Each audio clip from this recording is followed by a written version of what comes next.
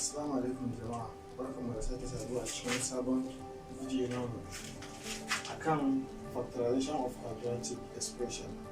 Muna da question guda daya wanda za mu yi solve ne sai insha Allah. Expand 2c minus 3m in bracket and c minus 4 bracket. So we are going to expand it, meaning that abin da yake cikin wannan first bracket din zai multiply din abin da yake cikin second bracket. Solution ɗinmu shi ne 2c minus 3m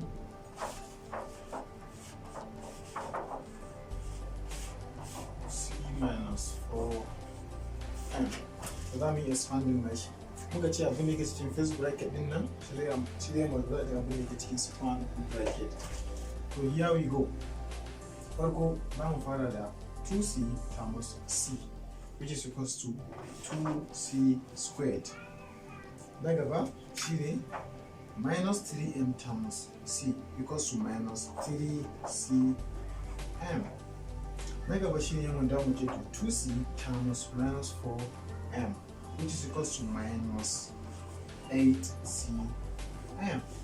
Na ƙarshen shi ne minus 3m times minus 4m, which is equals to plus 12m squared.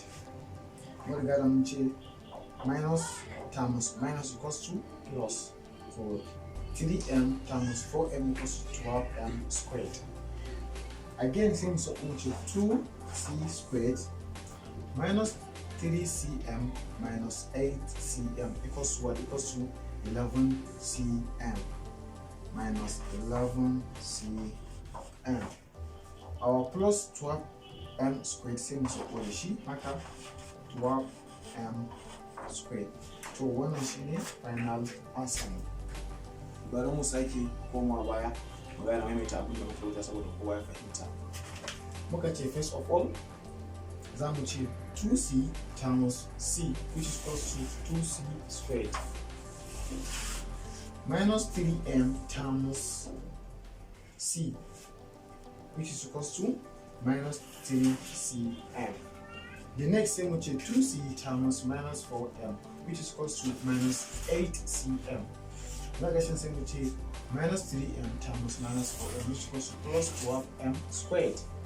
We must all the 2c squared in now, which is 3cm minus 11 minus 8cm equals to minus 11cm plus 12m squared. Same as all this. So one is answer namu 2c squared minus 11cm plus 12m squared. Sannan kar ku manta ku mana subscribing, ku mana liking, ku mana kuma sharing videos din mu zuwa different places saboda wanda ba su gani ba su amfana. Sannan kamar yadda na faɗa muku, kowane video mu muna da assignment da zan bayar. Duk wanda so ya assignment ɗinsa ya rubuta mana answer a comment section. Assignment ɗin mu shine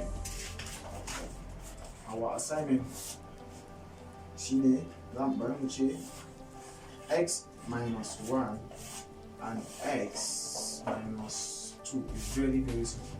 So jama'a wannan shine assignment din mu, da Allah kowa ya je yayi ya rubuta mana answer a comment section din mu saboda mu ji daɗi mu gane kuna fahimta ko kuma ba ka fahimta. Idan kun kuskure kuma insha Allah sai mu taimaka kowa ya fahimta. To sai wani video kuma na gaba. Thank you.